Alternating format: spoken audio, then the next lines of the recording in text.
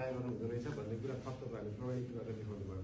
तपाईँले एउटा कन्फ्युजन चाहिँ के रहेछ भन्दाखेरि उहाँले डडेलधुराबाट टिकट पाउने हो कि होइन भन्ने कन्फ्युजन होइन।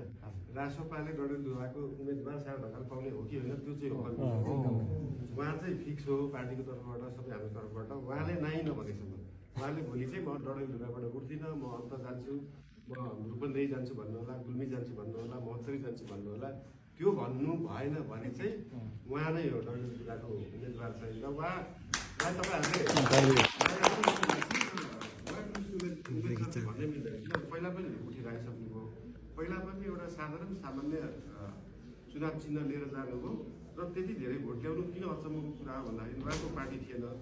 उहाँ त्यहाँ चुनाव जितिसकेपछि मन्त्री बन्ने पनि ग्यारेन्टी थिएन होइन, भनेको उहाँको त सरकार बन्नेवाला पनि थिएन।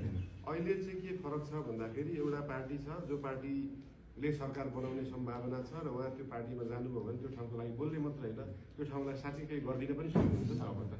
यो कुरा चाहिँ एकदमै महत्त्वपूर्ण हुन्छ। पहिला अब ठुलो पार्टीको ठुलो नेता, सानो पार्टीको ठुलो नेता, आफ्नो जस्तो नेता भए पनि यो व्यक्तिले चाहिँ भोलि सरकार बनाउँछ भन्ने सोचाइ हुन्थ्यो।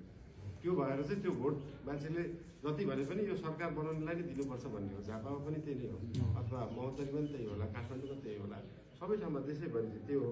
त्यो भएर चाहिँ अहिलेको लागि जति अङ्क उहाँले ल्याउनु भएको थियो बिना पार्टी बिना सरकार बनाउने ग्यारेन्टी, त्यो अङ्कले नै थाहा हुन्छ कि उहाँले एकदम राम्रो गर्ने हुनुभएको छ। तपाईँहरू सबैजनाले चाहिँ सहयोग गर्नु पऱ्यो, डडेलधुरा गइहाल्नु पऱ्यो। उहाँको लागि प्रचार गर्नुपर्ने, पार्टीको लागि गर्नुपर्ने के छ सबै पोजिटिभ माइन्डसेटले गर्नु होला।